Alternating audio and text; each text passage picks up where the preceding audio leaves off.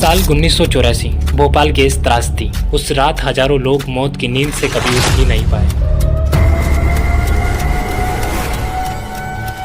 इस बात ने राजीव दीक्षित जी को इतना प्रभावित किया कि उन्होंने साल 1992 में यहीं से स्लो पॉइजनिंग की थ्योरी सामने आई। गॉडमैन टू टाइकून नामक एक किताब में राजीव दीक्षित जी की हत्या पर कई ऐसे सवाल उठाए गए जो सीधा उनके हत्यारों पर सोचने पर मजबूर करते। उनके परिवार और उनके समर्थकों का यहाँ तक कहना था कि उनके लैपटॉप में जो भी उनका प्राइवेट डाटा था उसे भी रिमूव कर दिया गया।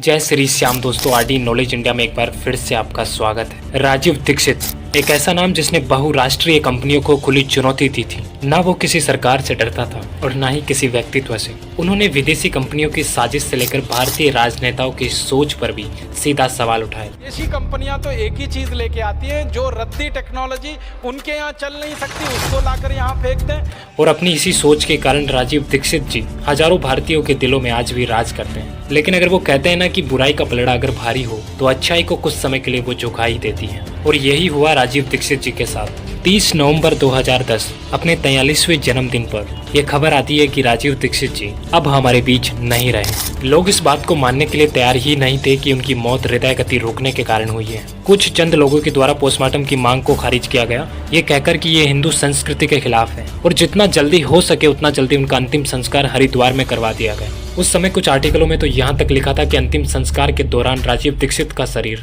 एकदम नीला पड़ा था, जिसके कारण एक नहीं हजारों सवाल उठते हैं। क्या राजीव दीक्षित जी की मौत हृदय गति रोकने के कारण हुई थी या किसी ने साजिश के दौरान राजीव दीक्षित जी को मारा है? आइए इन सभी सवालों को थोड़ी गहराई से समझने का प्रयास करते हैं। राजीव दीक्षित का जन्म उत्तर प्रदेश के अलीगढ़ जिले के नाहा गांव में हुआ था। उन्होंने आईआईटी कानपुर से एमटेक किया और भारत के सुप्रसिद्ध वैज्ञानिक डॉक्टर एपीजे अब्दुल कलाम के साथ कई परियोजनाओं में उन्होंने काम किया, जो अपने आप में ही सबसे बड़ी बात है। अगर राजीव दीक्षित जी चाहते तो विदेश में जाकर नाम, शोहरत और इज्जत तीनों कमा सकते थे, लेकिन उन्होंने उस समय भारत को ही चुना। साल 1984 भोपाल गैस त्रासदी। उस रात हजारों लोग मौत की नींद से कभी उठ ही नहीं पाए।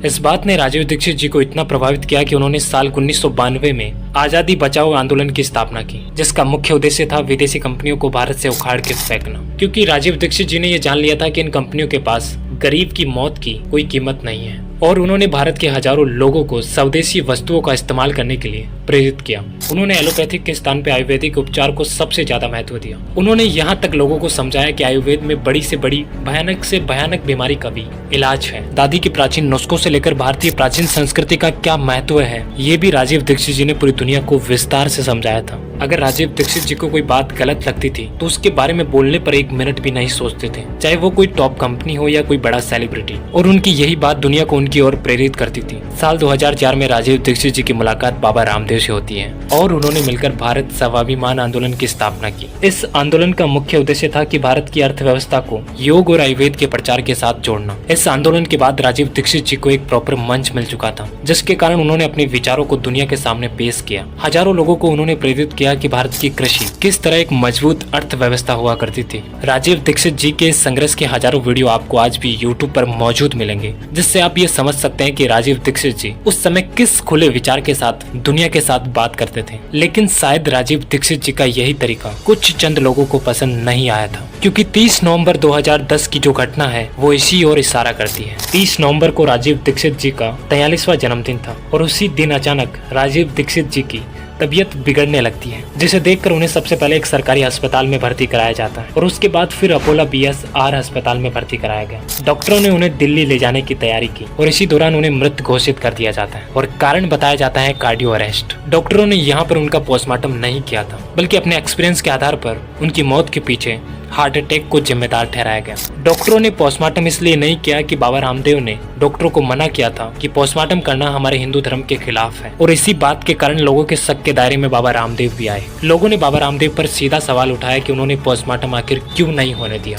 अगर पोस्टमार्टम होता तो शायद उनकी मौत का कारण हमारे सामने आ सकता था, और उनका देह संस्कार उनके गाँव में ना करके हरिद्वार में ही कर दिया गया, जिसके कारण लोगों का शक यकीन में बदलने लगा कि उनकी मौत हुई नहीं बल्कि कर दी गई है। और उस समय कुछ रिपोर्ट में ये कहा गया कि उनका शरीर बैंगनी और नीला पड़ गया था और उनकी त्वचा उखड़ी लग रही थी। और उनके नाक के पास काले रंग का खून जमा हो गया था। और उनके काफी समर्थकों का भी यही कहना था कि राजीव दीक्षित जी का शरीर मौत के बाद एकदम काला पड़ गया था और इस प्रकार के लक्षण हार्ट अटैक में कभी देखे ही नहीं जाते। ऐसे लक्षण तो सिर्फ अगर किसी व्यक्ति को जहर दिया गया हो या उसने जहर लिया है तभी देखने को मिलते हैं। उनके समर्थकों ने उनकी हत्या या किसी बड़ी साजिश की आशंका जताई थी और यहीं से स्लो पॉइजनिंग की थ्योरी सामने आई। हालांकि इसके कोई पुख्ता सबूत नहीं है। गॉडमैन टू टाइकून नामक एक किताब में राजीव दीक्षित जी की हत्या पर कई ऐसे सवाल उठाए गए जो सीधा उनके हत्यारों पर सोचने पर मजबूर करते हैं। लेकिन अफसोस बाबा रामदेव ने इस किताब पर कोर्ट में बैन लगा दिया था। उनके परिवार और उनके समर्थकों का यहाँ तक कहना था कि उनके लैपटॉप में जो भी उनका प्राइवेट डाटा था उसे भी रिमूव कर दिया गया, जो उनकी हत्या के शक को और भी मजबूत करता है। इस केस में जो सवाल बाबा रामदेव पर उठे, बाबा रामदेव ने उन सभी सवालों को खारिज किया। उन्होंने कहा कि ये सवाल मुझे बदनाम करने के लिए उठाए जा रहे हैं, मेरी छवि को कलंकित करने के लिए उठाए जा रहे हैं और इसी कारण बाबा रामदेव ने गॉडमैन टू टाइकून नामक पुस्तक को बैन करवाया था। सवाल जवाब, आरोप प्रत्यारोप, इन सभी के बीच राजीव दीक्षित की मौत का रहस्य बरकरार रहा। साल 2019 में राजीव दीक्षित की मृत्यु के लगभग 9 साल बाद पीएमओ ने दुर्ग पुलिस को इस मामले को फिर से जांचने के आदेश दिए। साल 2025 तक भी दुर्ग पुलिस को इस केस पे क्या नया अपडेट मिला? क्या राजीव दीक्षित जी की मौत का अनसॉल्व्ड रहस्य खुल चुका है? आखिर दुर्ग पुलिस ने इन 6 सालों में राजीव दीक्षित जी के मामले पर कितना खुलासा किया है? क्या आने वाले समय में राजीव दीक्षित जी की मौत का रहस्य सुलझ पाएगा या फिर से ये केस अनसॉल्व्ड मिस्ट्री बन जाएगा? इस पर अपनी राय अवश्य कमेंट बॉक्स में दीजिएगा। भले ही राजीव दीक्षित जैसे महापुरुष आज हमारे बीच नहीं है, लेकिन उनके जो विचार हैं, उन्होंने जो प्रेरणा दी है, उनकी जो लड़ाई थी, उसे आज भी हम कंटिन्यू कर सकते हैं। कैसे?